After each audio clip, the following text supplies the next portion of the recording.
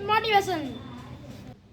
Watch Top 10 Rules with AKSHAY PARMAR. Top 10, I got a top 10. Got my motivation high for my top 10. Gotta learn from the wise women and men all my life. Like na na na na.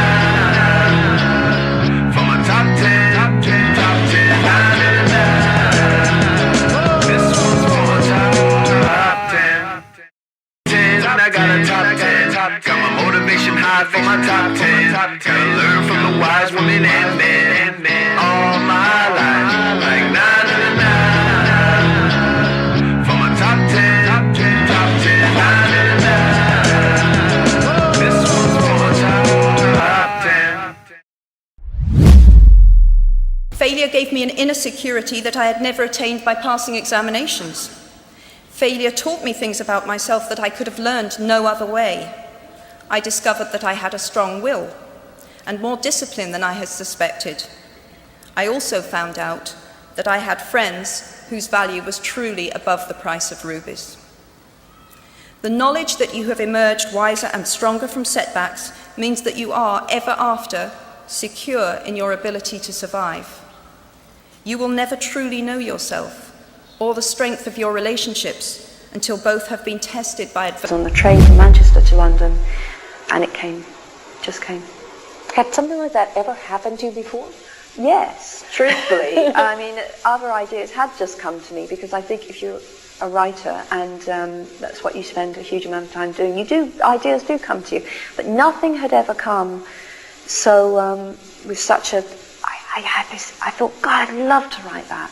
And when I got off the train, I went straight home and I started writing. It is one of the amazing and wonderful things about literature, as about film and music, is it's utterly subjective.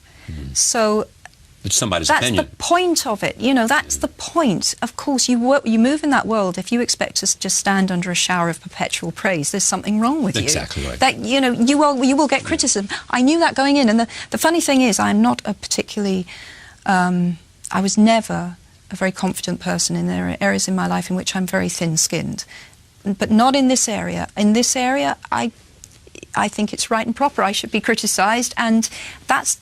And can you? I remember once, and it was like well, I'm going to call it a flash of clairvoyance now. Obviously, if it hadn't come true, it would just be some random crazy thought I'd had. But I do remember one day, writing Philosopher's Stone, I was walking away from the cafe where I'd been working. Philosopher's Stone, which became Sorcerer's Stone, exactly. So that's the first novel. And I had this moment where I suddenly thought, it was like another voice speaking to me, and the voice said, the difficult thing's going to be to get published. If it's published, it will be huge. Wow. And that is exactly what it was. So there was some hint that the voice had said to you. Well, the thing is, you've got to believe, haven't you? Yes. You know, I was not the world's most secure person. I wasn't someone with an enormous amount of... In fact, I'd say I was someone with not much self-belief at all. And yet in this one thing in my life, I believed.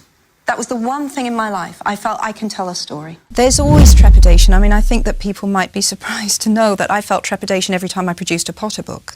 You know, the weight of expectation there was I won't say crushing, it was extraordinary and wonderful to have that weight of expectation. You were but competing at times, with yourself. Yeah, and with the expectations, latterly, of millions of fans, all of whom were very invested in the story and wanted to see what they wanted to see.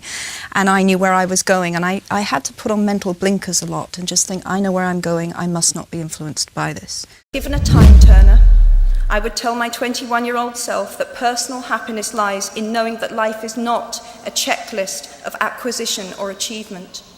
Your qualifications, your CV, are not your life, though you will meet many people of my age and older who confuse the two.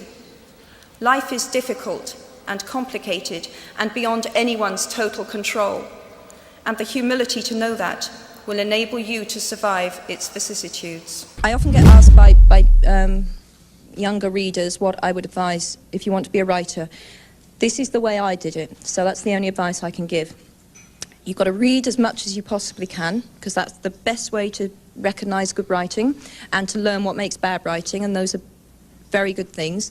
You'll probably go through a phase where you imitate your favourite writers. That's perfectly okay. That's another learning process.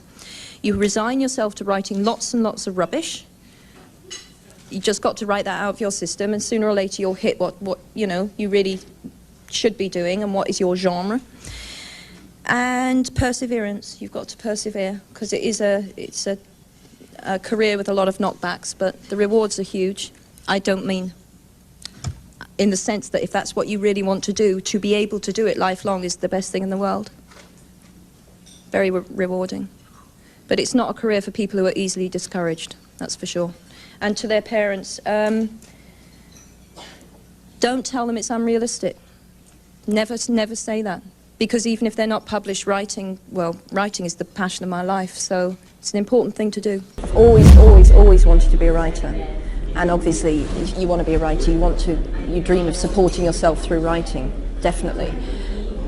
But it is a bit of both, because I was very much aware that children's books, you do not, the possibility of supporting yourself solely by writing children's books is slim. That's the reality of it, and I was fully aware of that. So in that sense, this has all come as a huge, enormous shock. I'm delighted, because I always wanted to write, and always have written, but my realistic side had not allowed me to dream of half of what's happened to me, truthfully. If you choose to use your status and influence to raise your voice on behalf of those who have no voice, if you choose to identify not only with the powerful but with the powerless, if you retain the ability to imagine yourself into the lives of those who do not have your advantages, then it will not only be your proud families who celebrate your existence, but thousands and millions of people whose reality you have helped change. We do not need magic to transform our world. We carry all the power we need inside ourselves already. We have the power to imagine better.